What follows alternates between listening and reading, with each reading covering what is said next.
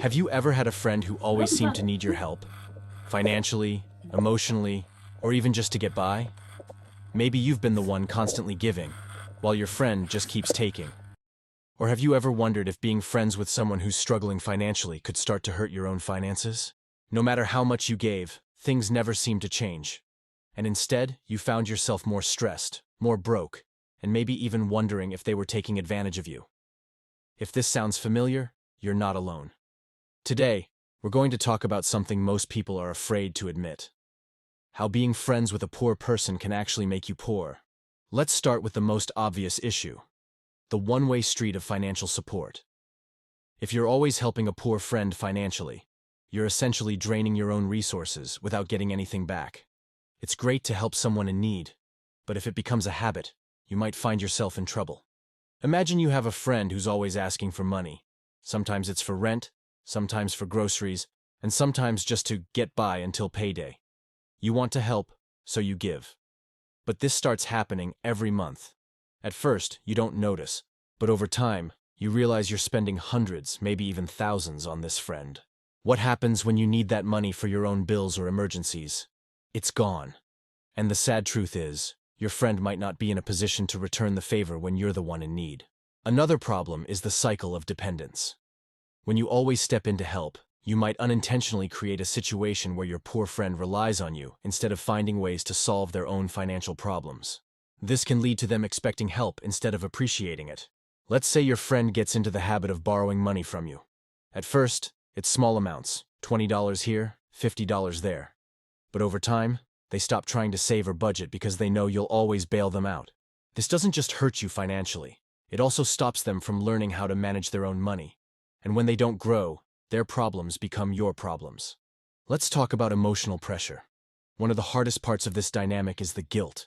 You might feel like it's your responsibility to help your friend, especially if they're struggling and you're doing well.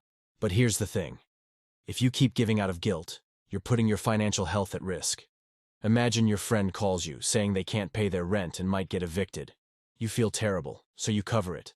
Then a month later they call again with a similar issue. You don't want to see them suffer, so you help again. This cycle of guilt-based giving can leave you stretched thin, especially if you're not budgeting for these expenses. Over time, your financial stability might crumble, and then you're both in trouble. Here's another harsh reality. When you're the one in need, your poor friend likely won't be able to help you. This isn't because they don't care. It's because they don't have the resources to support you. And that's when you realize how one-sided the financial aspect of the friendship has been. Let's say you've been helping a friend for years, then one day you lose your job or face an unexpected financial crisis. You turn to your friend for help, but they can't offer you anything because they're still struggling themselves. At this point, you might feel resentment or regret, realizing that all your generosity has left you vulnerable. Constant financial help can also strain the friendship itself. Over time, you might start feeling taken advantage of, or your friend might feel embarrassed about always needing help. This creates tension that can damage your relationship. Imagine you start avoiding your friend's calls because you know they're going to ask for money. Or maybe your friend stops hanging out with you because they feel ashamed of always needing help. Either way, the friendship suffers, and the connection you once had starts to fade.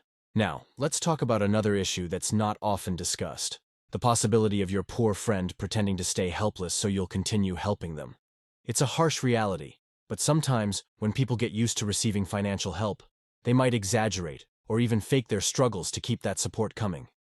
This doesn't mean they're bad people. It just means they've grown dependent on your generosity and might fear losing it. Imagine your friend says they can't afford food, so you step in and buy groceries for them. But later, you find out they spent their own money on non-essential things, like clothes, gadgets, or nights out. They might even downplay any progress they've made, like getting a part-time job or saving money, just to avoid losing your financial support. In their mind, being honest could mean losing a safety net, and that fear might lead them to act this way. This type of behavior can be incredibly draining. You might feel betrayed or manipulated, and it can make you question the authenticity of the friendship. Finally, constantly helping financially can enable bad habits. Sometimes, poor financial situations aren't just about circumstances, they're about choices. If you're always stepping in to fix things, you might unintentionally support behaviors that keep your friends stuck in a cycle of poverty. This doesn't help them grow, and it ends up hurting you financially. So, what's the solution? Does this mean you should never help your friends? Of course not. Helping others is a good thing, but it's important to set boundaries and protect your own financial health. If you want to help, do it in ways that encourage growth rather than dependence. For example, instead of giving money, offer advice, resources, or opportunities that can help your friend improve their situation. And most importantly, make sure you're taking care of yourself first. Thanks for watching. If you've ever been in a friendship where money became an issue, share your story in the comments below. Don't forget to like, subscribe, and hit that notification bell for more videos like this. See you next time.